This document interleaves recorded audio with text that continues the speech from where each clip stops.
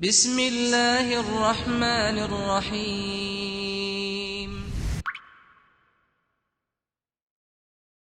We've been watching the Israeli media constantly telling us that the resistance or Hamas or this or that, they have been using the hospitals. You know that targeting hospitals is a war crime.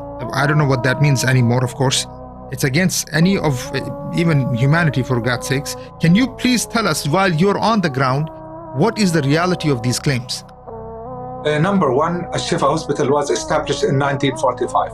That means the Al-Shifa Hospital is older than what they call the State of Israel. And if you may hear in the background, this is the sound of the F-16 and this is the sound of the unmanned drone that normally targets different areas. So if they're now moving like this means they're going to hit now somewhere. Hasbunallah wa ni'mal wakeel, Sheikh. May Allah protect you guys. Alhamdulillahi Rabbil Alameen. Salatu wassalamu ala Sayyidina Muhammad wa ala alihi wa sahbihi ajma'een. Dear brothers and sisters, Assalamu alaikum wa rahmatullahi ta'ala wa barakatuh, and welcome to Islamic Oasis Live. Obviously, you all know that this is a special session that we have tried every way possible to get this on, especially live from Gaza. So when we have our brother Akram Satarri, he is live from Gaza, brothers and sisters. One of the things that I'm going to do before we start this, a few things. Please ask the questions that you want to ask. Have them ready. You're not going to get a chance like this, brothers and sisters. These are rare opportunities to talk to brothers who are working, living in the war zone, especially in a war zone like this, where truth has been made into falsehood and falsehood is being shown as truth. It's very important not only that you watch this, brothers and sisters, that you share to others. Watch this with your families. Watch this with people that you know, your colleagues, your friends. This is live from Gaza itself. So questions are welcome. You can ask your questions throughout the show. We want to keep it interactive. Of course, we are going to ask the brothers questions that we have also, because obviously even for us, this is a rare opportunity, although we are in contact with our brother Akram constantly, because it's scary, brothers and sisters, because he is literally in the heart of where the bombardment is taking place, and so he has found some time to, in order for us to have this conversation, and he is it's a very tough, difficult situation that we have our brother Akram, who's coming to us live from there. So inshallah, with no more, and again, who is Brother Akram? Brother Akram is a journalist, he's a reporter, he works with many organizations, humanitarian organizations on the ground, including us, Islamic Oasis, and our brothers in Forgotten Ummah, and many others. Subhanallah, the brother is very well known, very well aware of the situation, speaks English very well. So whatever questions that you have, please, this is your opportunity, my brothers and sisters. So get on, share, get people to come and watch, and let's get this started. My brother Akram, welcome to Islamic Oasis Live. Thank you very much. It's a pleasure. Allahumma barik, Sheikh. First of all, brother Akram, I don't even know how to thank you for you to do this in this situation. And in this time, in a very difficult time, brother Akram, tell us, where are you now? And because I am also seeing something in the back, where I want to know exactly your location, if that's possible, if is that okay for you to say it, and what's happening now, and are you safe where you are, and your family, are they safe where you are, where they are? Well, as a matter of fact, I should start talking by thanking you for the effort that you have been putting for the sake of spreading the word about Palestine and the suffering of the Palestinians and the continuous devastation that has been caused to the people of Gaza, that has exacerbated by October 7th, by the ongoing bombardment, devastation, killing, deprivation, and even tighter seas that has been imposed on the lives and the livelihoods of the people in Gaza. I'm talking to you from Khan Yunis area. Khan Yunis is in the southern Gaza Strip, one of the areas that people of Gaza North and Gaza City were asked to move to. This Khan Yunis city witnessed today around 6 to 7 bombardments that took the life of around 100 Gazans and affected also hundreds more who are injured and struggling for their lives now. Not far away from me, around 200 yards to the east, to the west, sorry, 3 bombardments took place. Around 150 yards to the north, another bombardment happened and took the lives of 30 people. 30 people and left other 30 people in very critical conditions. Most of them were in a very critical conditions. To the east side of, in the background, you see the east side and you see the whole Khan Yunis sinking in darkness. Yeah. Because of that lack of fuel and electricity. There were also 3 to 4 bombardments that took the life of around 50 Palestinians. In Khan Yunis refugee camp, that is in a very far south of this screen, also around 15 Palestinians were killed and many others were injured. So overall, in the area that is called Southern Gaza, heavy bombardments have been taking place, many lives have been wasted, and the devastation is still continuous, and people are still falling dead or injured, and the homes of the people are still being destroyed. Yeah, subhanallah. Sheikh, second, how are you doing, and how's your family? How about your extended family? And well, there is some lag, but we'll continue, inshallah.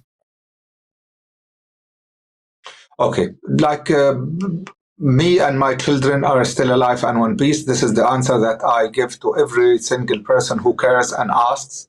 You understand that you are still alive temporarily, and you understand you are suspended alive, that you might be killed anytime when you walk down the streets, when you go somewhere, when you visit your family or extended family. You understand that you might get killed anytime. We have seen incidents when we were driving down the road, heavier bombardments, like destroying the houses on the 2 sides of the road. You see bombardments right in front of you, bombardments behind you, people falling injured and killed due to those bombardments. So we all believe that we are suspended martyrs, and we might get killed anytime when we are walking and we are in our homes or wherever we are. Even the people who are in the shelters, the people who are in the host communities, the people who are even in the open areas are not spared from that very heavy bombardment that has been continuous, non-stop, for the 43rd day now. Sheikh, let's go to, because of the time here, and I'm actually worried about you. So, Sheikh, the hospital, because this has been always in the news and everybody's trying to figure out what's happening here. The hospitals have been taking the major brunt of this war. Now I've heard that from the Shifa hospital, they're asking about 7,000 people to move to another area. First of all, if you can explain to me, Sheikh, what's happening to the hospitals, and how many hospitals are there, if you know the numbers, and what is the situation now around the hospitals? Well, we have 35 hospitals, including those run by the government and those that are run by NGOs, and also one that is run by the UNRWA. We have hospitals according to the different specialties. We have someone for the eyes hospital, one for the pediatric hospital, one psychiatrist hospital, and around 18 other hospitals that are run by NGOs. Overall, there are around 25 hospitals that are already out of service, either because of the direct bombardment that has been taking place, such as the Al-Shifa Hospital, such as Al-Rantisi Hospital, Al-Nasr Pediatric Hospital, Al-Nasr Psychiatrist Hospital, Al-Nasr Eye Hospital, and such as Al-Hilo Hospital, Hayat Hospital.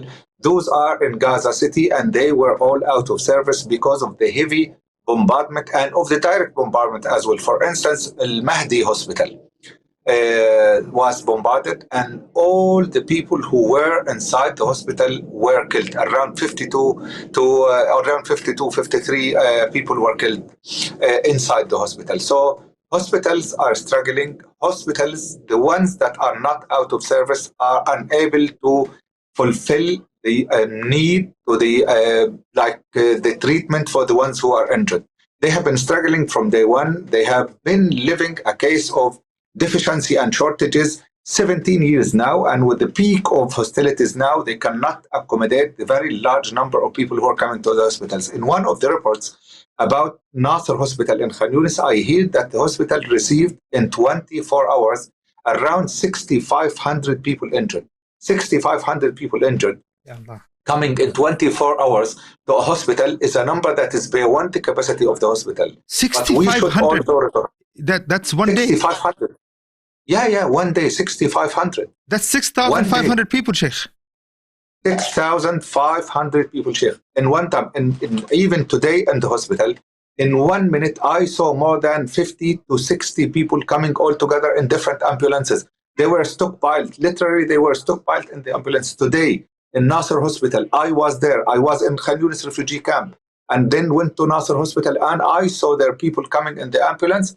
They are one ambulance carrying 7 or 8 or even 10 people all together. So in 2-3 minutes, you see more than 60 people coming all together. Those 60 people should be looked at and should be looked after by the courageous medical staff. So can you imagine? This is a mass casualty incident that is beyond the capacity of the local health system, and that is overburdening an already overburdened health system that has been struggling to cope with the ever-increased shortage in everything they need to support and save the lives of the people.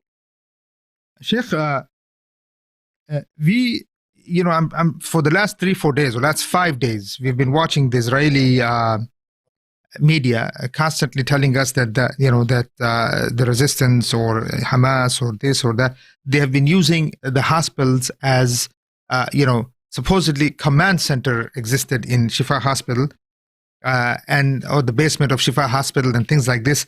Sheikh, if you can highlight what is actually happening to the hospitals, and not, meaning why is it that Israel why are they actually targeting hospitals? We know that targeting hospitals is a war crime. I don't know what that means anymore, of course. It's against international law. It's against any of even humanity, for God's sakes. But then they keep saying that the hospitals are being used from different movements and things like this. Can you please tell us, while you're on the ground, what is the reality of these claims? Number one, Al-Shifa Hospital was established in 1945. That means the Al-Shifa Hospital is older than what they call the State of Israel. Number two, Al-Shifa Hospital, this is the truth. Number two, Al-Shifa was treated according to the Israeli propaganda, and I say propaganda based on the information that we're receiving from different sources, including the BBC. The Israeli propaganda was saying that Al-Shifa Hospital is used, or the tunnels under Al-Shifa Hospital were used as command and control centers. And they showed a graphic design in which they showed some sequence. They have open areas in Al-Shifa, and underneath Al-Shifa they have command and control system for Hamas in particular, and then besides them they have ammunition storage areas and spaces, and then they have other areas to holding the people who are hostage. And for your information, the Israeli army has been excavating in Al-Shifa Hospital for the 6th day now. They have been blockading Al-Shifa for the 8th or 9th day now, and they have found nothing. But they invited the reporters from the BBC and from the CNN, and those very same reporters who went to Al-Shifa and were assessing the situation in there came up with some very severe comments about the performance of the Israeli army, and they were questioning the credibility of the information that were provided by the spokesperson. And after all, they made some reports to rectify their information and to say that Hamas was using this area in some particular times. But I'm not sure if they used them at some particular time and they had that sophisticated network of tunnels underneath Al-Shifa. Did they destroy that sophisticated network, and wasn't there any slides in the soil that would affect and compromise the buildings in Al-Shifa, or they just closed them by cement? Because Israel has the very sophisticated technology. They could have pinpointed the areas where Hamas has the tunnels from the very first second. Now they're staying for more than 6 days.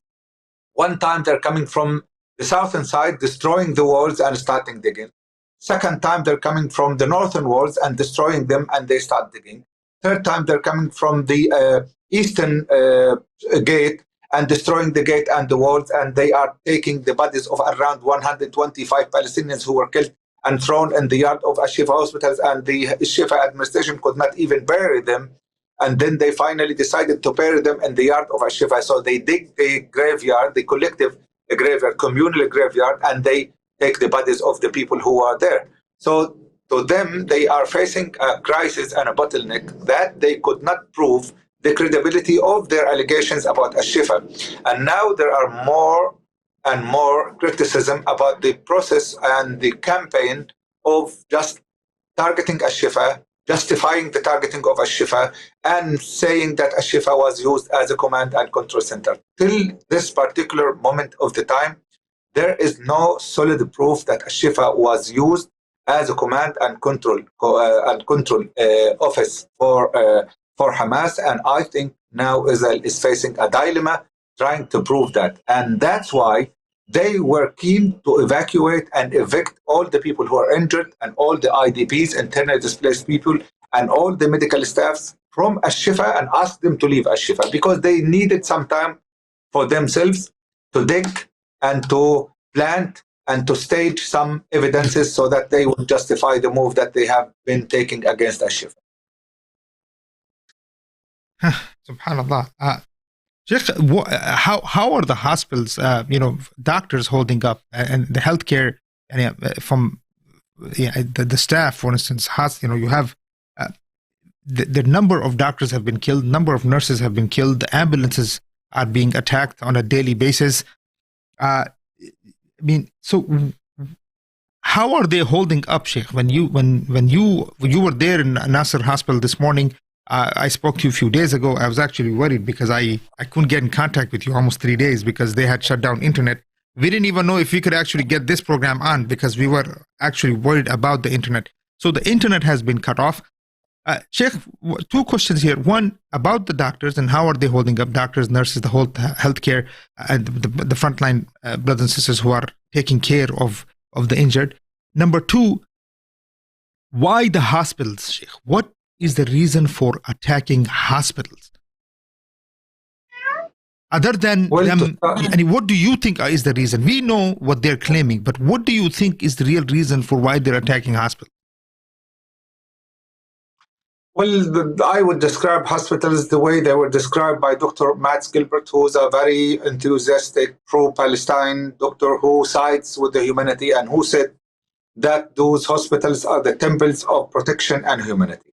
And those temples of protection and humanity were not treated as such. They were attacked, they were tarnished, they were like propaganda was subjected towards them, channeled toward them for the sake of justifying their targeting. And now, after what they did with Al-Shifa, what they did with the Indonesian hospital, what they did with Al-Rantisi hospital, what they did with Al-Nasser pediatric hospital and Al-Nasser psychiatrist hospital, they are talking about Nasser hospital. Nasser is in Khan Yunis area. And they say that they are sure that some of the Israeli soldiers who were captive are now taken to a Nasser hospital to receive some treatment. And they, by that, say that now this hospital is becoming a legitimate target for them because they want to save the captives.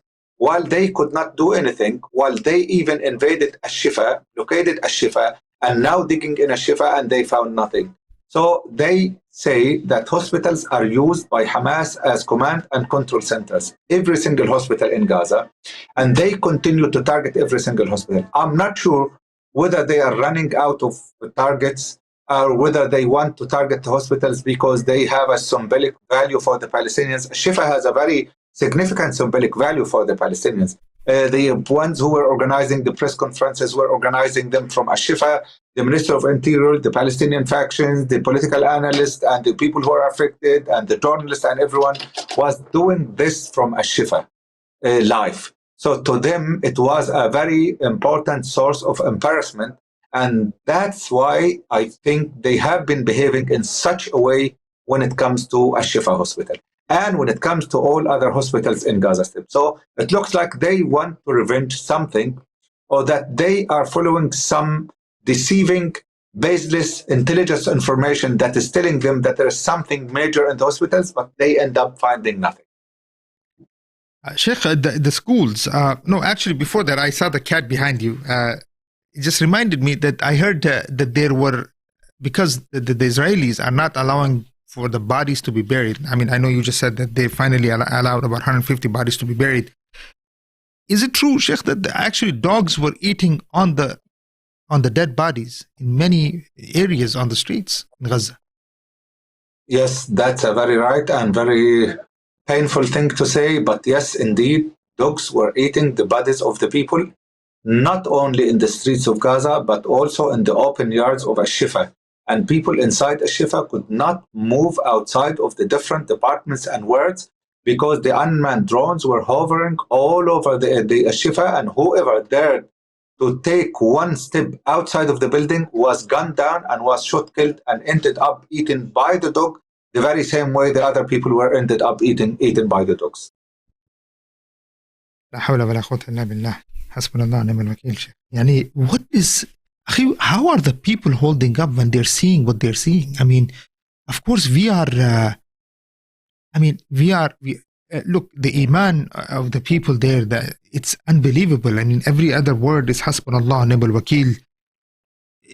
Of course, it's an example, but when you are, how about the children, Sheikh? How are they holding up? And how, when I heard one kid, maybe he could have been 8 or 9, somebody asked him, what did you just see? He said, oh, there's just about 8 bodies, but they are completely blown up in pieces. Sheikh, psychologically, what's happened? Tell me, how are the people there? I mean, what?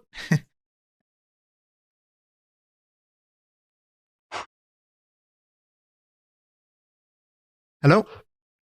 Yes, sir. Yes. People are very resilient. People behave according to the dictates of the religion of Islam. And trust me, humans in general are very resilient.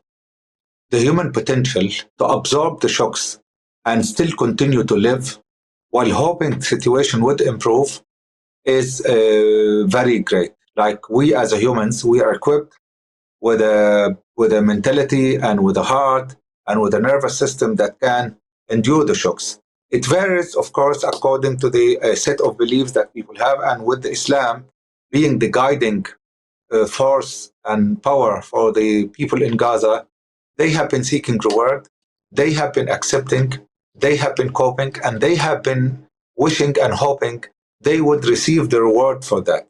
So normally they say, Alhamdulillahi Rabbil Alameen. Alhamdulillahi Rabbil Alameen, as you know, praise to Allah Azza wa Jal. Praise to Allah Azza wa Jal means you understand that Allah Azza wa Jal is the creator, Allah Azza wa Jal is the disposer of all affairs, and from Allah you seek the reward for every thick and thin that you are enduring. Knowing that fact makes and helps the Palestinian overcome the setbacks, overcome the traumas, overcome the shocks. And they have been through a great deal of shocks. My son is a paramedic. He is 23 years now, and trust me, he comes back home crying very hard. He rings me and he tells me, Dad, I saw the children, they are cut into pieces. Dad, I saw the woman who's cut into pieces. Dad, I saw a woman who's dead because of the bombardment, and her child that is still an infant is still nursing. A lactating mother that was killed, and the child was still nursing. And he cries very hard, and he makes me cry.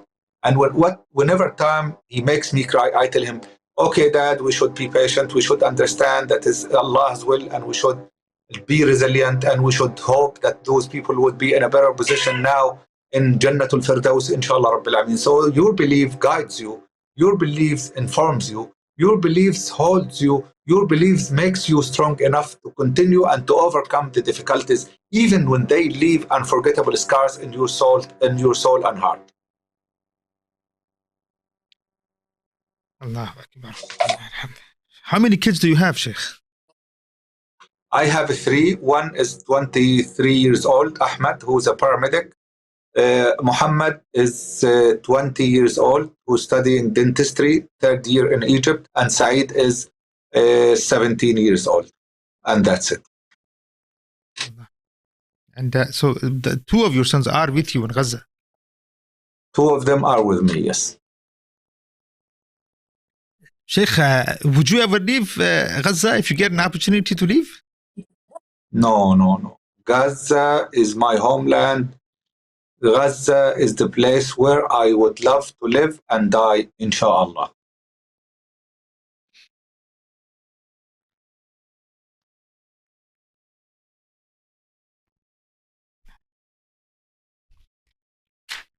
La ilaha illallah. Sheikh, Hasbunallah wa ni'mal wakil, ya Sheikh. Hasbunallah. Sheikh, the role of the humanitarian agencies, I mean, obviously we are seeing the failures, I mean, with United Nations, with so-called international law, with human rights. What do you have to say about this? Well, I have to say that those who developed and drafted the international humanitarian law, international human rights law, international law itself, Geneva Conventions, the first and the second and the third agreements, and the first and second optional protocols, the ones that indicate that people are entitled to protection, or what they call civilian objects are entitled to protection. I think all those principles are now challenged by the occupation. All those principles are all undermined by the practice of the occupation, and I think even the UN organizations that are working in Gaza are facing a great challenge. Now there is a very big question mark on their rule and their efficacy and their ability to fully realize the mission that they were mandated. For instance, the International Committee of the Red Cross is commissioned and is mandated to communicate with the parties of the specific conflict and to facilitate the movement of the people and the protection of the civilian entities or civilian objects during the times of conflict. Now people are calling the ICRC. The ICRC is calling the Israeli occupation. They have been trying to save the people. They have trying to secure safe corridors for the people, vulnerable people, to move from the areas of the conflict and battlefields. They failed to do so, and they have been not able to do a lot of things when it comes to Israel. Israel has been freely working in the Palestinian area of Gaza, and they have been targeting different infrastructures, people, schools, hospitals, mosques, and homes, safe homes, and no one would be able to stop them till now. The Secretary General of the UN voiced the extreme concern about that. Also, Guterres, Secretary General, also General Commissioner of the UN, the head of the World Food Program, the head of the World Health Organizations, and all those organizations are voicing their concern, but none of them was indeed able to make sure that Israel stops some of its activities for the sake of allowing the people of Palestine or the people of Gaza to move freely and safely from one area to another. The whole population in Gaza, around 2.4 million Palestinians, are living a major crisis of access and protection. The UNRWA have been training, and the UN have been training all different partners on the ground on those principles of protection and access, and how the crises that have to do with this access and protection can be overcome. And they also invested massive effort in educating people and their partners, humanitarian partners, about the importance of applying those protection principles and access principles to make sure that they can include everyone in the humanitarian relief efforts. And all that training, all that education, all those resources that were allocated for that are now wasted or perceived to be wasted, because none of those instruments is being observed or respected by the Israeli occupation. None of those rules of war is respected, and none of those principles that they have been educating people to work accordingly, or the rules that have been also people were sensitized to, none of them is applied. None of them is any more applicable in Gaza. When you have a major population of 1.6 Palestinians moving from one area to another, when you have people who are in designated shelters targeted and killed, when you have people who are fleeing from the conflict areas with white flags raised and you see them killed with the flags just thrown next to them on the street, when you see children being killed, when you see children being like bombarded and they become pieces, when you see people dying and no one protects them, when you see people under the rubble. Till now in Gaza we have 6,000 people under the rubble. 70% of the people who are affected are children, elderly people and women. And this is the information that is provided by the UN, provided by the Social Development Forum in Gaza and in Palestine, authentic and documented information. The numbers are quite horrifying when you see the impact of the ongoing military activities on the people and the general population. You feel shocked, deeply shocked because of that. And that was expressed by the Secretary General of the UN and by the Commissioner General and by the Commissioner General of the International Committee of the Red Cross and by also the Secretary General of the International Federation of Red Cross and Red Crescent. The situation is extremely absurd. No one single power on earth, including the government of the United States, could stop Israel and ask them to stop and mitigate the targeting of the civilians. People were deprived from the access to the very basic supplies, food, fuel, and water for 42, 43 days now. And all that could be done was just appealing to Israel to allow the entry and the flow of the fuel and of the goods and of the water and of the food to Gaza. But no one could oblige or commit Israel as an occupying power to provide the people of Gaza with the needed food and water and to stop treating them and relating to them as subhumans. Sheikh, what is the actual death toll? Do you know? I mean, I see, because I've heard about 30,000 people are injured, 11,000 something now dead, but yani, shuhada, inshallah, Rabbul Alameen. And then you have there 2,500 something like this under the rubble that we don't know where they are. There's so many more that are unknown. No one knows if they're under the rubble. Do we have any idea what the exact death toll could be, at least in other than the 11,000 something that we are hearing? As a matter of fact, we have till now 12,000 people who are confirmed to be dead. We have 6,000 people under the rubble, and every second that passes, the likelihood of them being dead is getting higher. And we have unconfirmed number of people who are killed in the streets in Gaza North and Gaza. I think the number of people killed is higher than 20,000. I think the exact number of people killed is higher than 21 or 22,000. Now you have the confirmed number is 12,000. You have 6,000 under the rubble for more than 1 week, 10 days, 3 days, 5 days, 6 days. The likelihood of them being retrieved from under the rubble alive is very slim. So that makes the approximate number of 18,000. And the unlimited number of people who are thrown in the streets of Gaza till now is around 2,000-3,000. So we have around 20, and this is my estimation, around 20 to 22,000 Gazans are killed.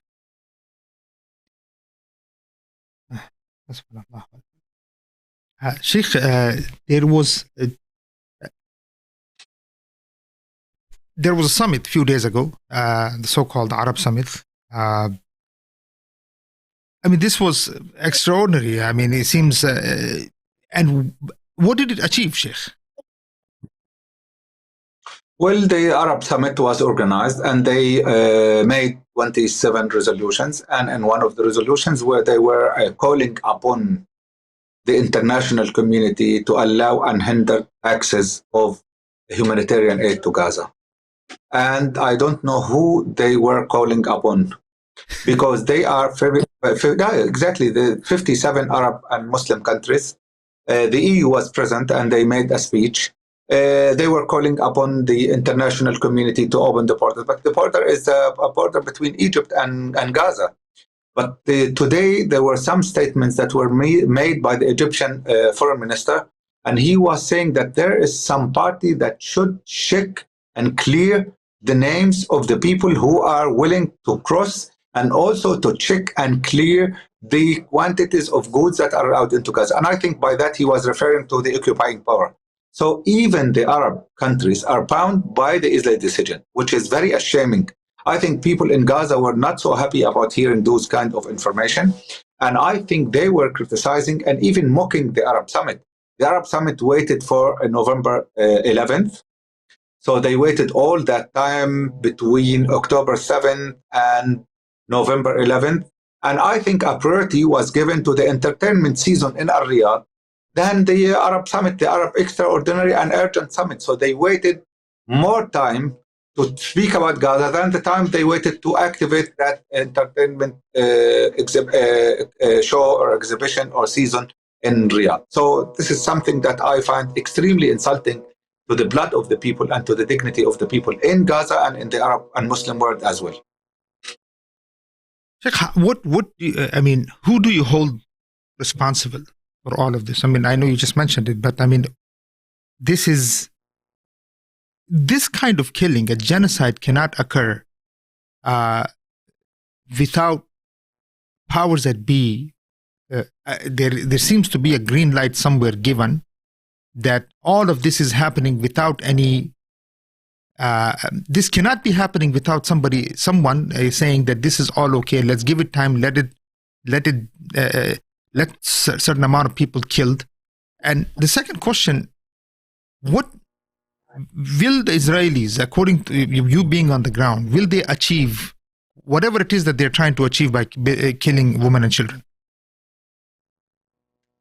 Well, I hold the Arab world totally accountable for the things that are happening now to the people of Gaza.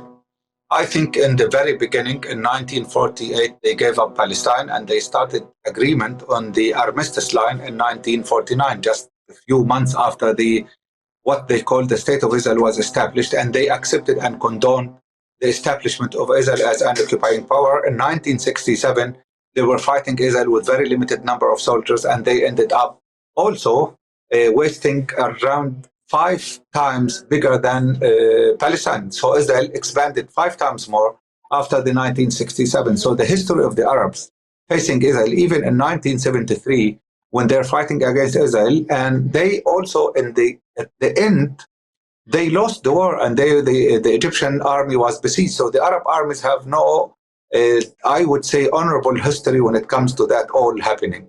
So they have not been able to move. They have not moved, and I don't think they are willing to move. They're acting as if someone is fighting your brother, and you come in between for the sake of just making the both parties reconcile. That makes no sense.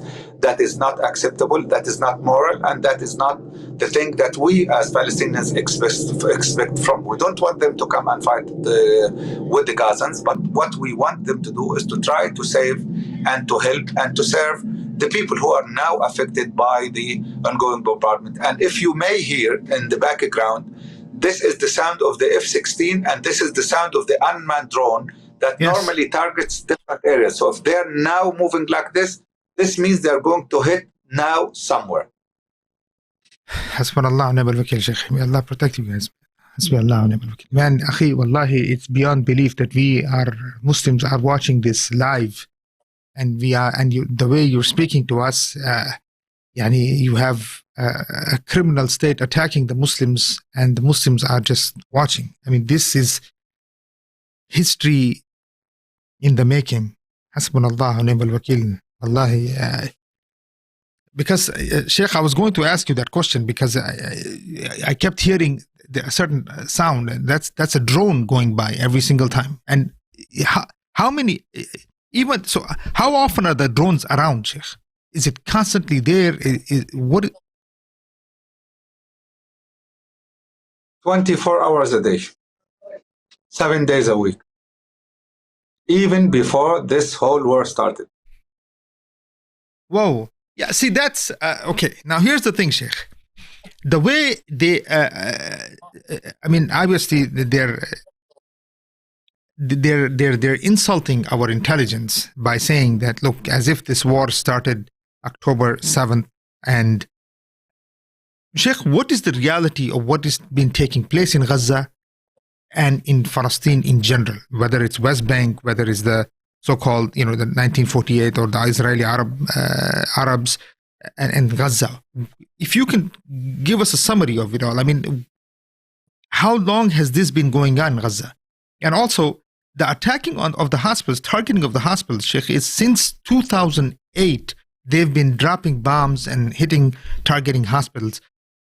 Do you actually think that anybody will ever take Israel accountable or responsible in any court of law anywhere in the world? No, I don't think that anyone would be able to hold Israel accountable for its crimes against the people of Gaza. The siege is a war crime. Depriving a whole community from their right to access food and water is a crime. Is a crime that is punishable by the law and by the International Covenant of Relevance. Also, the indiscriminate targeting of whole blocks is a crime. The killing is a crime. The use of some certain weapons against general population in the streets and in the houses and the shelters in the mosques and the markets and everywhere is a crime. There are several shocking incidents that took place in Nusayrat. Nusayrat Central Market was targeted, and tens of people were killed altogether when they were just shopping, hoping they would get something on the table for their children and for their families, and they were killed. The schools, like you have been seeing, like in the film just before we started talking, where in the hospital, tens of people were thrown on the ground. They were killed. And no one ever is talking about that. I think there was the Goldstone fact-finding committee that came to Gaza after 2008, and they're discussing the facts about the possible war crimes that were committed by Israel, and it ended up that Goldstone himself was retracting some of his statements about Israel. So I think Israel has an influence over the Human Rights Council, the Security Council, the UN, but in the General Assembly, they don't have much of an influence. But after all, the decisions and resolutions that are made by the General Assembly are not binding.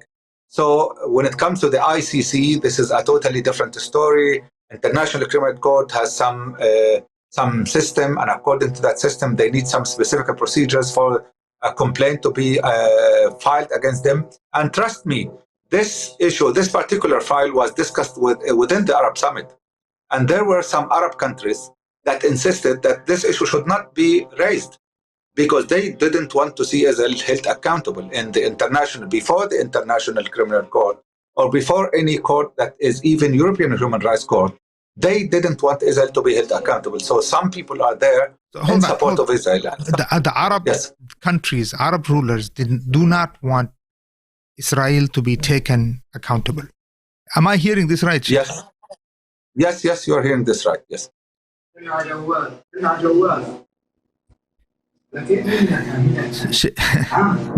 Sheikh, I'm going to use the word, treachery here. I mean, I don't know how else to describe this situation other than this. Sheikh, I mean, so what happens now? Let's put it this way. Let me ask you this: you have Israel. It seems it has four fronts that it's dealing with. You have the Gaza front. Then there is the West Bank situation going on. Then you have the Israeli Arabs inside the situation, and then they may have the northern borders of Palestine. Can Israel actually win this war in any possible way? Well, as a matter of fact, we need to ask ourselves the questions. Has Israel won the war against Gaza City? Has Israel been in full control of the Gaza City? Okay, as we are talking now, there are some news about very heavy exchange of fire between the Palestinian resistance in Jabalia area. Yesterday, there were some news about heavy bombardments in Beit Hanun against the Israeli army. There were some news about rockets launched from Beit Hanun, where the Israeli army was there for 3 weeks and nothing happened. The resistance is still continuous. And now the sound of the F-16 you hear in the background is coming from the Mediterranean Sea in this southern area and moves some to the eastern area and goes to the north to bombard the areas and fight against the people who are still fighting against the army. So they are not so comfortable in the Gaza front, let alone being comfortable in the West Bank front or in the Arab 48 front or even in the northern in the northern front as well. So they are in a very complicated situation that they kept almost 1/3 of their army in the northern part, 1/3 of their army in the West Bank, and 1/3 of their army fighting against Gaza, while they are also facing daily challenges with ballistic rockets and missiles sent from Yemen, for instance. Some are sent from Lebanon and some are sent from Syria. So they have like active fronts. Some of them are activated like for a short period of time and then other front is activated. So they have been living in this case of a preoccupation and distraction for a while now, ever since the disruption of the military confrontation on October 7th. So I don't think that Israel has the capacity to fight on all different fronts all at once in the same time. Sheikh, I've heard the so now what happens, Sheikh? They are moving the people. They move the people from north to south. I've heard there's about maybe 100,000, maybe now less people left in the north. They're asking the people to move to south. South is also being bombarded. That's where Khan Yunus and that's where you are. And yes, exactly.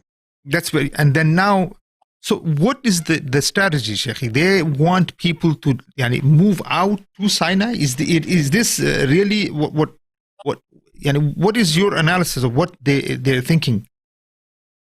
Okay, number one, when they were targeting Gaza at large, they were sending leaflets asking people in Gaza and the north to move to Sinai. They asked them, their officials were speaking on TV and asking people in Gaza to move to Sinai. When they dropped the leaflets in different parts of Gaza, including the south, they're asking people to move to Sinai, and they had a sketch. In that sketch, they were drawing Gaza Strip and then asking people to move to a very small square in the very south of the map that is called the area of the humanitarian assistance.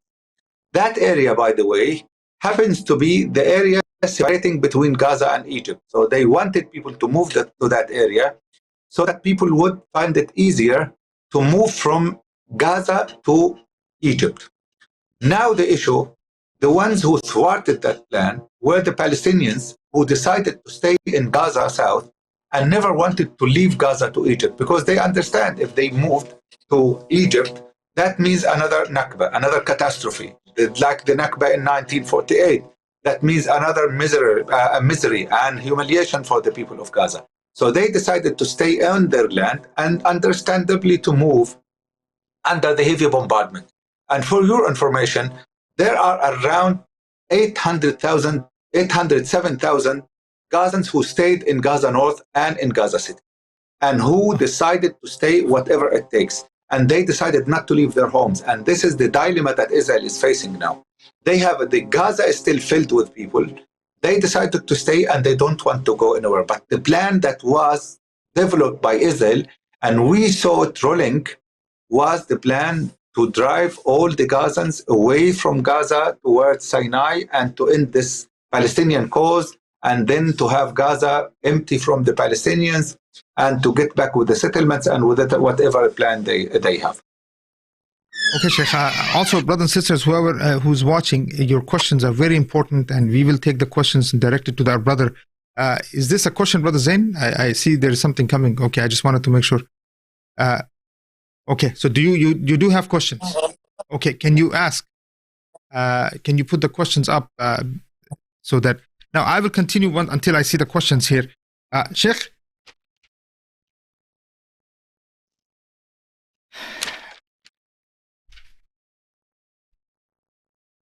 Oh, there's a question here. Hold on. Go ahead. All right, we're going to ask, how have the people been able to survive through these sanctions? Well, before this whole October 7th issue started, people had a storage. Normally, the importers and the suppliers have a stock. So people till this particular moment are drawing from the stock that was and is still in Gaza. It's depleting rapidly because of the changes and because of the influx of the people. And also some very important proportion of the stock was wasted in Gaza because people were not able to move with that. But still people are using that storage. And we should also remember that the UNRWA has a storage for around 1.5 million Palestinians. They had a scenario, and according to that scenario, they decided to keep stock for 1.5 million Palestinians. That storage is still helping the people of Palestine. They have wheat flour, they have canned food, they have water and things like that. The storage is depleting rapidly, but there is still some quantities, and those quantities are used in the meantime to help people survive. Now, accessing food is a struggle, accessing water is a struggle, accessing anything that has to do with the basic necessity of life is a struggle, but people are still managing to have a very limited access to almost everything. Subhanallah. Sheikh, the fuel that they're allowing, they said this morning that, I guess Israel was allowing maybe 2 trucks or something like this fuel. That fuel is going to who, Sheikh? I heard it's not even going to the hospitals. Where is it going? That fuel, number one, the first truckloads of fuel, they had to bring all the UNRWA trucks into the Rafah border, and they were filling the trucks because they do not trust the UNRWA to take the fuel and then put it in the trucks. They think Hamas might have to control it or something. The second load of the trucks was allowed for the part of it for the UNRWA and part of it for the telecommunication company to restore the communication in Gaza. Okay, so now, as far as how are the phones? Are they working, Sheikh? I mean, obviously, you and I are talking, but in general, I mean, is this how do people communicate? People are communicating through the normal telecommunication company, the mobile company, but with difficulty. Now the infrastructure has been targeted. The different phone areas have been also targeted.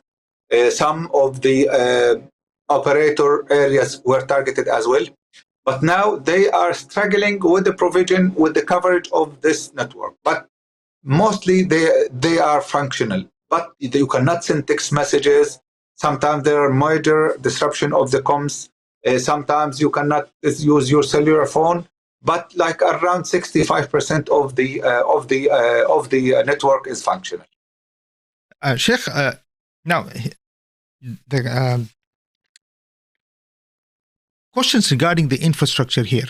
The infrastructure, most of northern Gaza has been completely destroyed, and almost to the point of it cannot be inhabited. I mean, so what are you thinking? That will Gaza be rebuilt? It needs to be rebuilt. In your experience, I mean, this is not the first time, I'm sure, you're going through this. So the leveling blocks after blocks, neighborhoods after neighborhoods. So what is your understanding regarding this, Sheikh? What's going to happen? They're going to rebuild again, or what's the deal? Well, I tell you that Gaza would live and cope even if the homes were not rebuilt. This is number one. Number two, Gaza must be rebuilt. We are still undergoing that military confrontation. As far as we all understand, the American administration, the Qataris, the Egyptians, the Israelis, and the Palestinians, represented by the Palestinian resistance, are negotiating over the ceasefire and negotiating over a truce and negotiating over a full ceasefire. So I think that would be a very important part of the negotiation between all different parties. So Gaza needs to be rebuilt, and Gaza must be rebuilt. And if Gaza not rebuilt, I think people would find a way to live with whatever is left there for the sake of just retrieving some normalcy to their life.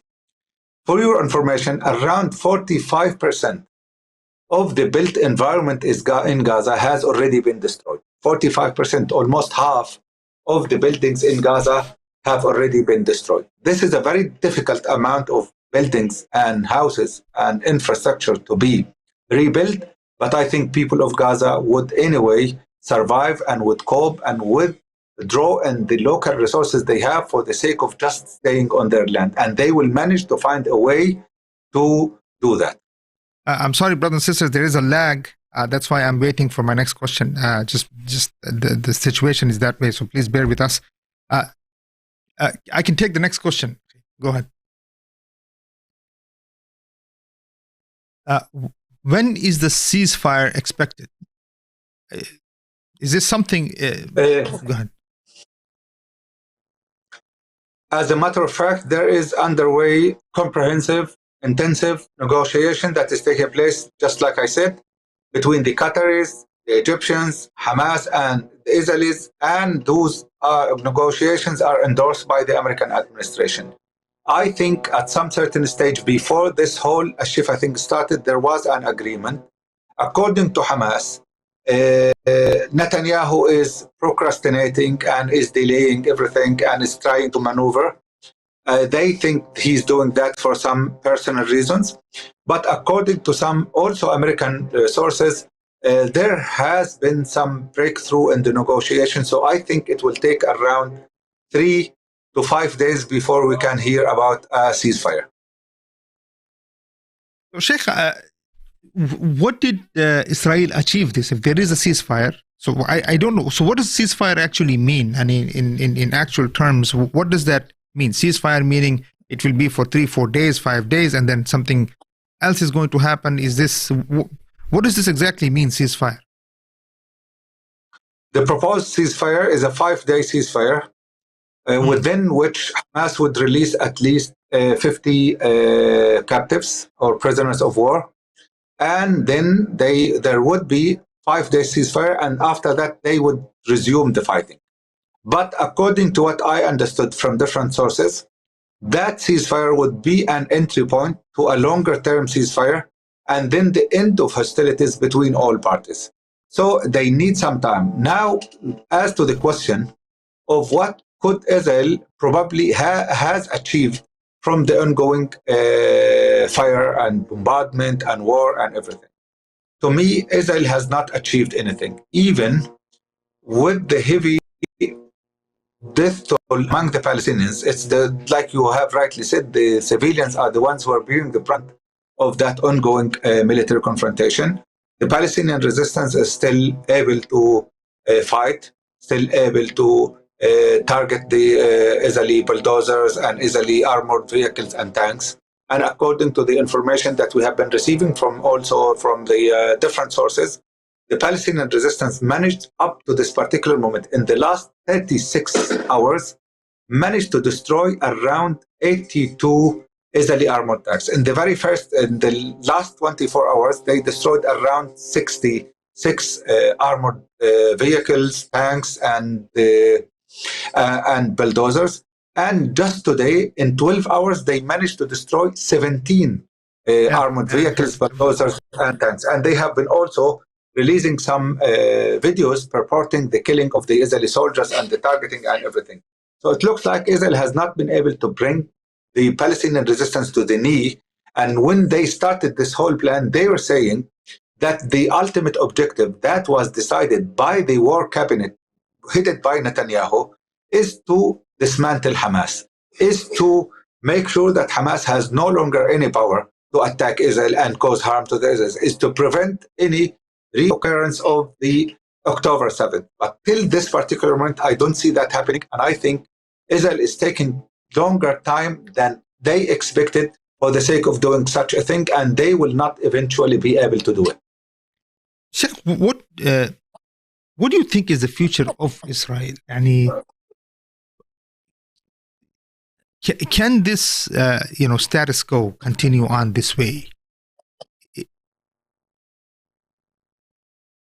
No, it cannot continue this way. And I am quoting here some of the words of the Israeli historians who have been saying that Israel is facing existential issue that has to do with the 8th decade. According to their beliefs, No one single Israeli kingdom lasted than 8 decades. So they start the problems in like early or in the middle of the 8th decade. And now, even they're attributing this round of escalation to the 8th decade issue. So they understand that Israel might not live longer than just the 8th decade. And they understand they have been living within an area and land that is totally strange to them. They have been living as a like strange or an odd organ within a body that would be eventually refused and thrown out of the body. So I'm using their words, I'm using their analogy, and I'm telling you that that is what their historians, some of their historians think, and some of their politicians as well. So to them, they are facing a greater risk now of just ending their political existence, and they understand that the situation and the future of Israel in this area is very bleak. Allah, inshallah soon. Bismillah ta'ala. I can take another question, Sheikh.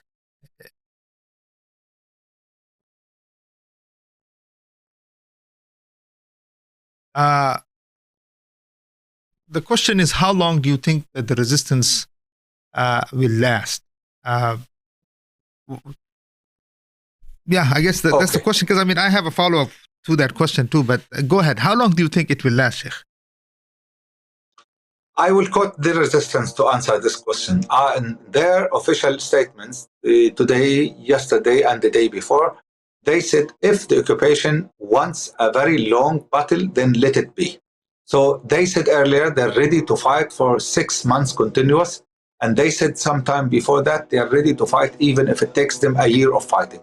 So it looks like from the intensity of the fighting that is taking place now in the Gaza North, Gaza City, in even Khan Yunis and Rafah and the middle zone, Deir al-Balah, al-Maghazi and al-Burej, it looks like the resistance has been prepared and ready to fight for such a very, and when I say a very long time, that means more than a year. So, Sheikh, yani from the, let's say, just trying to observe this whole situation, would it be in the interest of the resistance to make this war last longer in order to cripple Israel?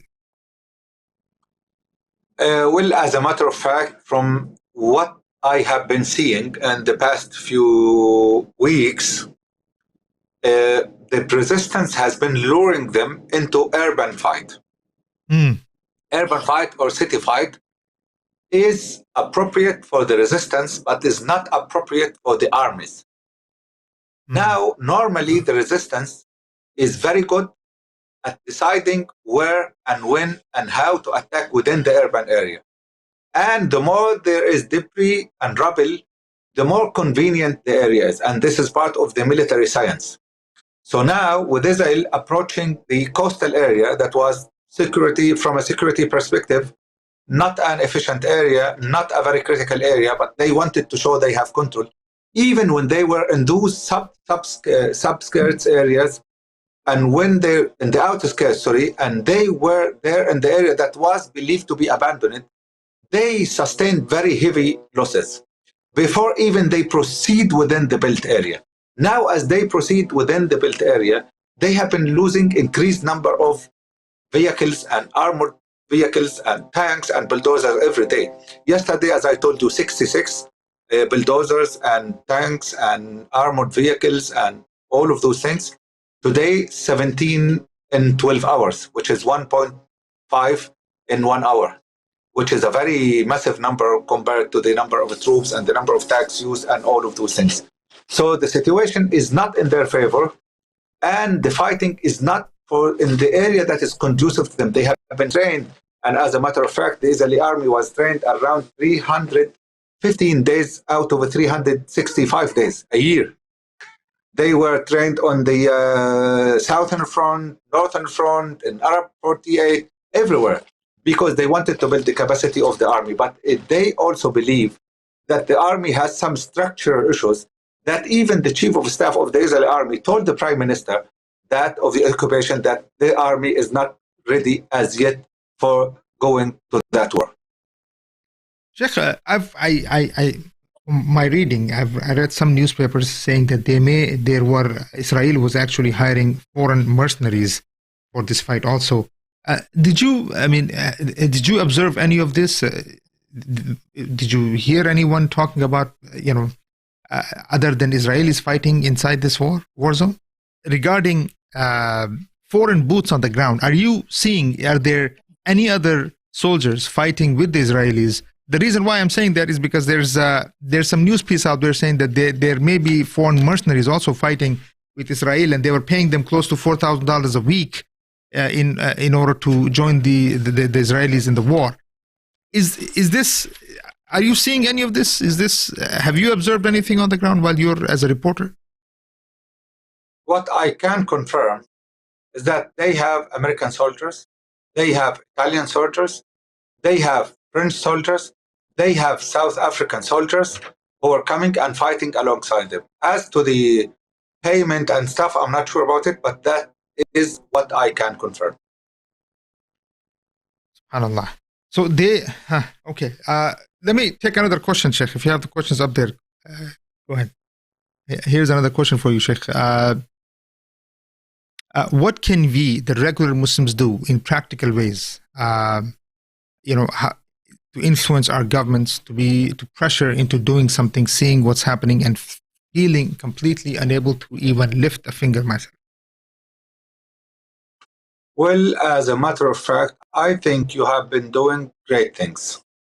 Number one, your acts of sympathy, your protests, your writing to the congressmen and women that represent you, the ones that you voted for, has prompted at least 1,000 of the staff of the USAID to ask the Biden administration to pressure and advocate towards allowing the unhindered entry of the food into Gaza. Your continuous support and your continuous protest and your continuous different activities made some of the Biden administration itself, some officials from the Biden administration, to express their resentment and rejection to the ongoing policies that support the ongoing aggression against the people of Gaza. You have been achieving awesome things, alhamdulillah. You have been managing to change the dynamics in your areas. That change might be minimal at this time, but alhamdulillah Rabbil Alameen, with the persistency that you have, with your insistence, I think you are getting to a stage where you're making everyone reconsider their position, and that by that you are expediting the reach of a ceasefire or a change in even the way the USA is dealing with Israel. Sheikh, the questions regarding aid, we get a lot of questions from the public in general. Obviously, we have been working together. Can you just update the people? How does the aid get in? How the aid that is already there, how have you been distributing the aid, and how does this all work there inside Gaza? Well, as I told you, there are some suppliers and some importers have some storage, some stock. And for instance, when we provided medication and medical consumables to Nasser Hospital, right? What we found, I found a man who owns medical consumables and medications store in Abasan area. Abasan is in the very east of Khan Yunis. That area was asked to evacuate earlier, like 1 month ago. So the guy told me this store needs a special coordination for us to go and enter the area and pick the medication. So I told him if we waited for the ICRC, then we could not get this coordination. Because remember I spoke about the ICRC how they cannot coordinate for things, and that coordination is not timely, and the whole challenge about this issue. So we ended up doing what? We ended up going to the store without coordination, taking 2 truckloads under the risk of being bombarded, and then took all the medications from that area. That medication is worth $500,000 or £500,000. So we took them and we kept them and we kept providing according to the need. Whoever wants to support, like for the money they are allocating, we take some of it, we give to the hospital. So now the store manager or the store owner is like making sure that his stock is sold, and we are making sure that the hospital gets whatever they want for the sake of helping and saving the lives of the people. The medication, the first batch of medication that was provided, would serve around 35,000 people. Allahu Akbar. Allah alhamd. So, brothers and sisters, your support does matter. Your support does count. We've been asking, we've been putting it out there, as you know, we've been constantly asking, calling people to support, continue your help, because, and of course, and that's why I wanted you to hear directly from Brother Akram how we're getting the aid inside. Now, from the outside part, Sheikh, there is no aid coming in yet from the outside. Or I've heard that the Malaysian, I was talking to some brothers and they said that few trucks, maybe the Malaysian were able to get something inside.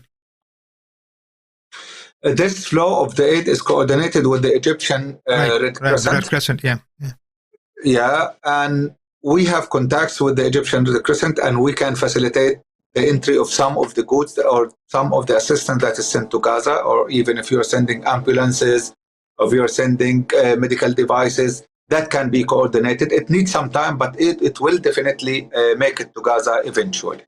Inshallah, Rabbil Alameen, Sheikh. We are working on that. And inshallah, as you know, it's amazing, brothers, brother. Subhanallah. The rulers they dropped us. But the Muslims, Sheikh, the Muslim Ummah is amazing, Sheikh. The Muslim Ummah is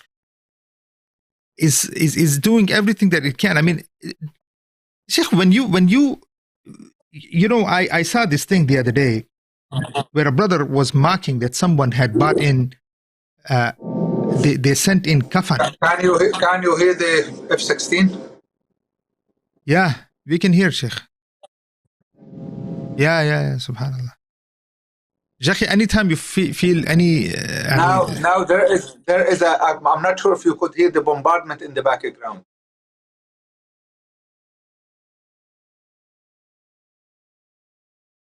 No, we can't hear it, Sheikh, but are you safe, Sheikh?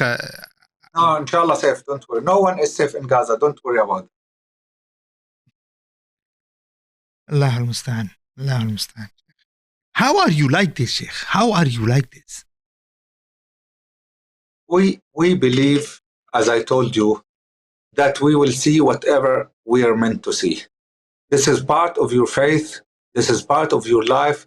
This is part of the chronic life that we have been living under occupation for such a very, very long time. Now this is part of the daily routine, and you would never get used to it because it has to do with your safety, it has to do with your life, it has to do with your livelihood. You never got used to it, but you still try to cope and you still try to live about it. Sheikh, but how are the children coping, Sheikh? How? And it rained the other day. We were watching all of this, the different people posting things, and kids are playing in the rain, trying to collect water whatever water that they can get their hands on. How are they coping, Sheikh? So many children have lost so many, and they've lost their parents, uncles, brothers, sisters. So many children have lost their limbs. What do you see, Sheikh? What are you... Children are more resilient than us. This is a piece of information that is scientific. Children love life. Children care to live against all of the odds. They know how to create their own joyful spaces, even amidst the non-stop atrocities that are taking place. That's how they are created. That's how they live. That's how they survive. Sheikh, the scholars, I always have to say this because, fine, our rulers are what they are. We are. May Allah remove them from the face of the earth. Ameen. Allahumma ameen. But as far as the scholars, Sheikh, what do you have to say about the scholars who are quiet?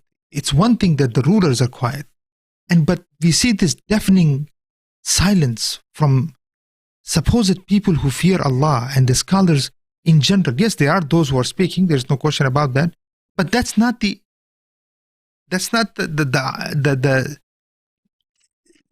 we're not seeing major scholars speaking, Sheikh. What do you have to say to them? Can I ask you a question? Please, Sheikh, I don't know if I can answer it, but go on. No, inshallah, I will be able to answer.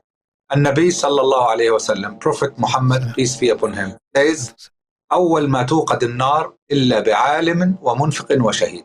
The hellfire starts by a scholar who's a alim, a giver who's giving his money, and a shaheed who's a martyr. Those three people we consider as some of the people who are known to be pious, right? So why would they be burned first in the Nar of Jahannam or the hellfire? You know why? Because the scholars could use their knowledge, could use their wisdom, could use their diligence for their own interest, and they would leave behind them their back the interest of the Muslim Ummah. Now we have scholars who enjoy being friends with the rulers, who say nothing to deny the munkar or the wrongdoing that they see with their own eyes, because they want safety. They want the apparent safety they think is their safety. And now they overlook the suffering of the people. They overlook the killing amongst the people. They overlook the grievances that people endure in their life so that they would stay safe and enjoy riding the good cars, luxurious, and living in the luxurious villas and having very inflated bank accounts. That's it. So according to our Islamic principles, the ones who enjoy themselves without caring about their other Muslim brothers end up where? End up in Jahannam. The ones who deviate from the haqq, even when they have the knowledge about the haqq and the right and the wrong, are also ending up in Jahannam. The one who accept to be hypocrites, munafiqeen, and they use double faces, they die faceless. So Allah Azza wa Jal exposes them in dunya, in this life, and if not, in the akhirah, in the thereafter. And they end up losing everything. And they end up being tortured and punished for the things that they enjoyed in life, while knowing that they should have sacrificed them for the sake of saying the right word and for just working for that right word. This is what I can tell you. Allah understand. Sheikh, is there any other questions here? Go ahead. Yes, there's questions here, Sheikh. Sheikh, anytime you want me to stop, I can stop here. I'm just taking in questions as they come. Continue as much. No, Bismillah, no worry.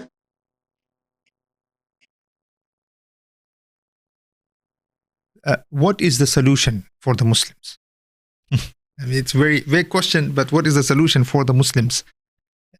Is the question. Well, Muslims are one nation. Al-Rasul sallallahu alaihi wasallam says that, and I think unity is one of the answers. Unity of the Muslims all over the world is one of the answers to the key challenges that are facing Muslims. This conflict is one of them. We have another conflicting principles according to which Muslims have to give in and raise their children. And I think that is also another issue that should be looked at. And Muslims all together, all over the world, they should look into unity by all different means to make sure that they stay one solid block where they can face all the opponents and they can do whatever is good for the dignity of the whole Ummah. Next question, Sheikh. What if Israel breaks that ceasefire over and over again? Would a ceasefire lead to a change and not just go back to the same situation again? Well, as a matter of fact, this time the whole principle, the whole sequence, the whole impact is different. And according to what I understood from the statements that were made by the leaders of Hamas and the leaders of the resistance, what made them plan that meticulous way, what made them attack that broad way, and what made them insist on their demands is the fact that Israel has been preaching all the different agreements for the ceasefire. And I think part of the delay and the delayed and slow negotiation process is because of the fact that the Palestinian resistance is insisting on getting some things done concretely and tangibly before they engage in any ceasefire. So it looks like the Palestinian resistance learned the lesson, and they are now insisting on getting things done before they even embrace that ceasefire. All right, go ahead, Sheikh. Let's take another one or two questions because we have to also go to Maghrib. It's Maghrib time here, but go ahead. why don't they allow women and children to pass? You mean, I think what is meant by that question is that why don't the Israeli occupation allow women and children to pass? I mean, Okay. it seems like this. I mean, the only one that they're killing are women and children, Sheikh, and the elderly. This is They're killing. It's young, beyond killing belief. young. This is 70% of the people who are killed are women and children. I think the fact is that they are targeting homes. Like in one home that was targeted, they killed around 52 women, children, elderly people, and young people as well. In this place that they targeted, the ones that I told you that belong to some of my extended family, 30 people were killed. Another house to my extended family, 12 people were killed. One guy who's a journalist, his wife, his children, his brother, his wife, his children, and also one of their neighbors. This is one of the critical challenges that we are seeing. How come they accept to target general population with such a fire in such a way that leads to wiping out whole families? Around 1,300 families were wiped out, were removed from the civil register. So you can imagine 1,300 families were wiped out. No one stayed, no one remained. And one Palestinian journalist that was interviewed and was asked about his family, he said, no one remained. And that word, no one remained, was repeated 1,300 times. 1,300 families were wiped out. No one was left. Neither a grandparent, a grandfather, a grandmother, a grandchild, a son, a daughter. They were all wiped out. And this is one of the ugliest things about this war. If you are targeting someone, why would you wipe out his family? If you are targeting one specific person in one house, why would you be reducing to rubble 30 different houses around his house? Those are the very critical questions that are not asked yet, but they are now looming, because now we see what happens and we understand the extent of the devastation that has been caused because of those policies of the occupation. So they are not giving a chance to the children, they're not giving a chance to the women, they're not giving the chance to elderly people, and they are not giving the chance to any Gazan to survive or to flee from that devastation. Go ahead, Sheikh. Next question.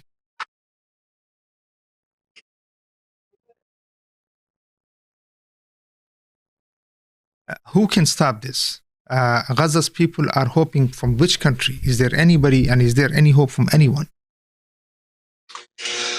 Gaza people are hoping that Allah Azza wa Jal would help them, and Allah Azza wa Jal would stop Allahu this. Akbar. Allah Azza wa Jal, because they have been fighting, they have been fought as well. They have been killed, they have been appealing to the world. But what you need to see and learn and understand is that when you see people of Gaza getting out from under the rubble, they say Alhamdulillah. They say Hasbunallah wa huwa ni'mal wakil. They make dua to Allah Azza wa Jal to give them sakina, which is a tranquility, to give them reward for the things they are enduring. And they have full and firm belief that Allah Azza wa Jal and Allah only is the one that is able to remove that wrongdoing and to remove that grievances and to help them even overcome and defeat their enemy. SubhanAllah. Next question, Sheikh.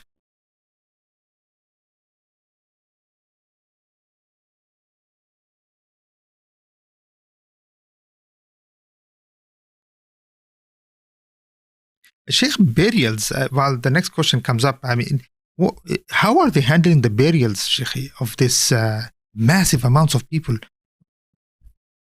Communal graves, and sometimes they're taking their deers to be buried, and they end up being buried themselves, because in Al Maghazi area, in Al Bureij area, and in Khan Yunis area also, people were taking their relatives and their immediate relatives and taking them to burial, and they ended up targeted in the cemetery, and they ended up being killed. So they organized a massive communal burial, like in Deir al-Balah area. They buried 100 people altogether, and they buried then 28 people altogether. And even in the coffin, Sheikh, you see 4 people in one shroud, one coffin, the mother and her three children, the father and his three children, the father and the mother and the father, the grandparents and everything. The situation is beyond your imagination. Trust me, Sheikh. The things that we see every day are very difficult to comprehend. Like when we are doing the reporting, some people come and ask, please, Sheikh, would you please come for janaza for unknown people? They don't even know their names. You say written on their shirt, majhul, unknown, unidentified, like 20, 30 bodies, and then you perform salatul janaza and they take them to burial without knowing even who they are. So this is part of the things that are happening, and people end up buried in the graveyards collectively, and they understand. People of Gaza understand that Allah Azza wa Jal knows them. Allah Azza wa Jal knows the ones who are dead, and Allah Azza wa Jal will treat them and will reward them and will assure them, inshallah, after this, after all they have been through. Allahu Akbar. Next question, Sheikh.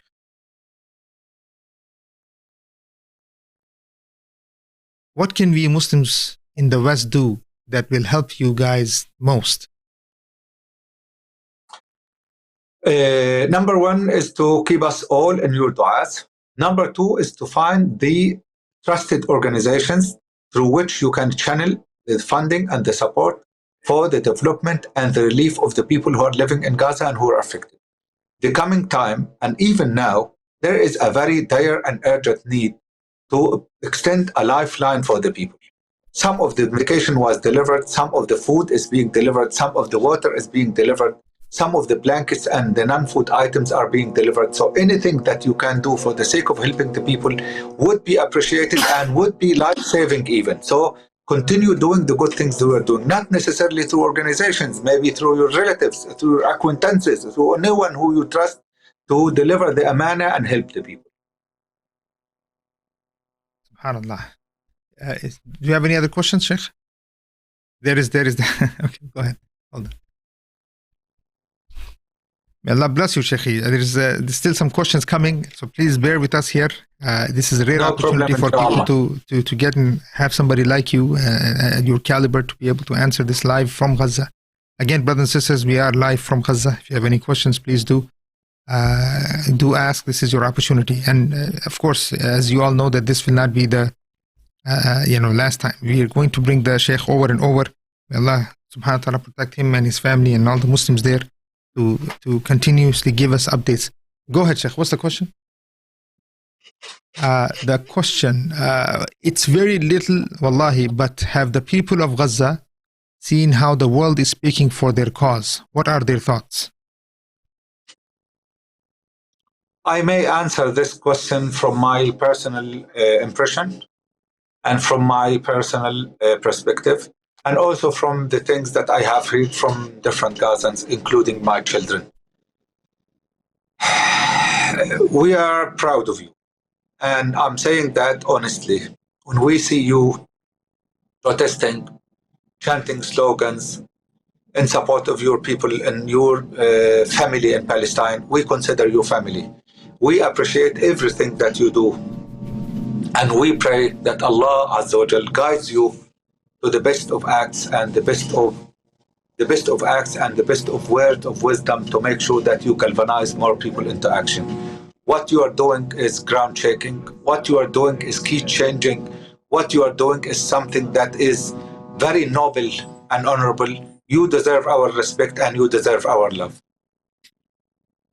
No, Sheikh, another question regarding nationalism here. A lot of people, they're saying that, look, is this a conflict between is it the Arab issue? Is this Hamas versus Israel issue? Or is this the issue of the Muslim Ummah? Can I quote the Israeli occupation prime minister when I say this? Tafadhal, Sheikh. Israeli occupation prime minister said, it's a war between light and darkness. It's a war between good and bad. It's a war between good and evil.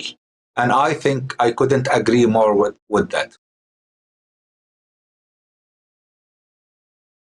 Subhanallah. This is very clear. Yani haq and batil. Doesn't have to be any more clear than this. Very, very true so. All right, Sheikh. Last question here. Go ahead.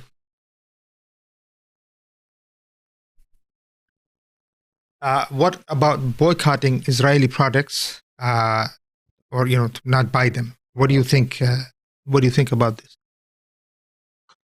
Well, we saw some very effective examples in Egypt. Alhamdulillah, people were boycotting Starbucks, they were boycotting McDonald's, and they made actually the shops empty. Even in Saudi Arabia, some of the sincere Muslims, which are many, are boycotting Starbucks and boycotting McDonald's and all of those things. So that can be a very effective weapon in the face of tyranny and occupation. Allah. So boycotting does work. Do whatever you can, brothers and sisters. And look, there are certain means that we have been given that are even legal means that you can do whatever it takes to affect the public opinion. And Sheikh, regarding the question the brother asked, of course, Israel depends on aid from the United States, and it's in many ways it's a dependent country that basically in many ways dependent on begging the United States constantly to survive. This kind of war, is it sustainable for Israel itself? Yeah. The USA is providing them with a lifeline. In the very beginning, the American administration said they are providing them with ammunition for to replenish the wasted ammunition of the Iron Dome. But it looks like, according to the reports coming from Washington, it looks like they have been providing them more than just that, and they approved also, I think, $6 billion or even more in aid for Israel. So USA is in that and is a very active player and has been supporting Israel with the needed weapons to continue and to sustain that war against Gaza. So they have been politically supported by the USA, by France, by also by other European countries, and they are continuing that, and they're doing that. And as I told you, we have an aircraft carrier in the Mediterranean, we have one in the Red Sea, and they are there to support and protect and to intercept any ballistic missiles that are coming from the Yemen, from the Houthis, or from any other area, or even from Libya or any other areas. So they are supported, but they cannot be sustained because, after all, they have to fight because they have an army and they need to fight. And the United States of America cannot send infantry, for instance, to fight for them. So they are receiving all the funds and they are fighting by themselves, and they cannot achieve what they said they are going to achieve. Inshallah, bismillah ta'ala. Any more questions? I know I said that's the last question. We do have to go to Maghrib, Sheikh, but inshallah, Sheikh, we are going to bring you back. Is there one? Okay. Last one, please. That's Alhamdulillah Rabbil Alamin. May Allah subhanahu wa ta'ala preserve you, your family, and people of Quds, Ahl al-Quds, and raise your status even higher in the Akhirah. Your lives have become like lessons for us all in Iman and Tawakkul. This is seems like a comment made for you, Sheikh. So, of course, this is the same thing that we... Sheikh, final words. Go ahead. Continue. Go ahead. Allahumma ameen, thumma ameen, and may Allah Azza wa Jal also raise your status in this dunya and akhirah. May Allah Azza wa Jal grant you the light in your heart and your brain and in your life, and may Allah Azza wa Jal make you the beneficial ones to your ummah and to your community and the whole humanity. Allahumma ameen. Allahumma ameen. Jazakallah khair, Sheikh. May Allah protect and preserve you guys. We will be in touch. Please make sure that you're always texting us, because we're always worried, Sheikh. Believe me, our hearts are with you. We wish we could be with you. And with sabr comes victory, Sheikh. As you know, I don't have to tell you these things. And believe me, the whole ummah is with the Muslims of Gaza. The whole ummah is making dua. And you know as well as we do that these du'as will not, they're going directly to Allah Azza wa Jal. And victory is coming soon, Sheikh. As you said, this is unsustainable, and may Allah subhanahu wa ta'ala show us victory and show us the end of this evil entity in our lifetimes sooner rather than later. Ameen. Allahumma ameen.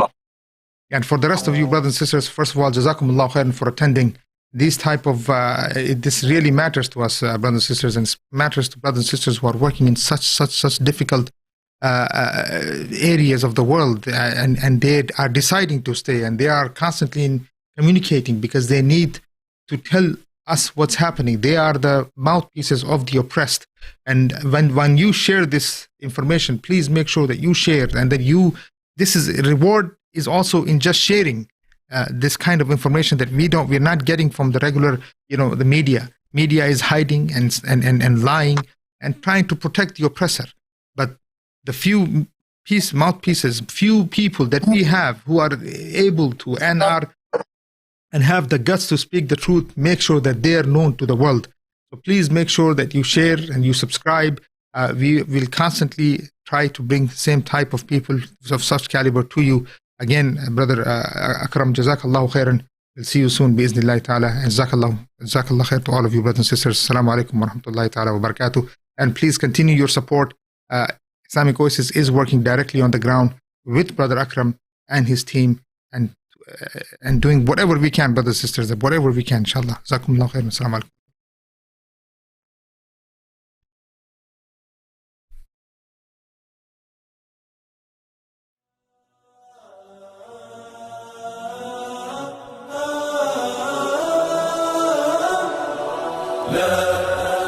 لن يطول الظلام ديننا لن يقام نحن جيل الهمام نحن فينا عمر لا لن يطول الظلام ديننا لن يقام نحن جيل الهمام نحن فينا عمر صبح بدا نور ظهر نجم وشمس وقمر ألقى على الدنيا الدرر هذا عمر كل البرايا تنتظر أيامه البيض الغرر كي تستفيد من العبر هذا عمر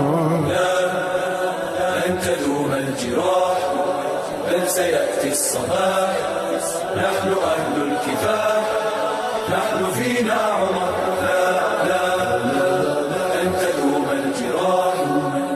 سيأتي الصباح نحن أهل الكفاح نحن فينا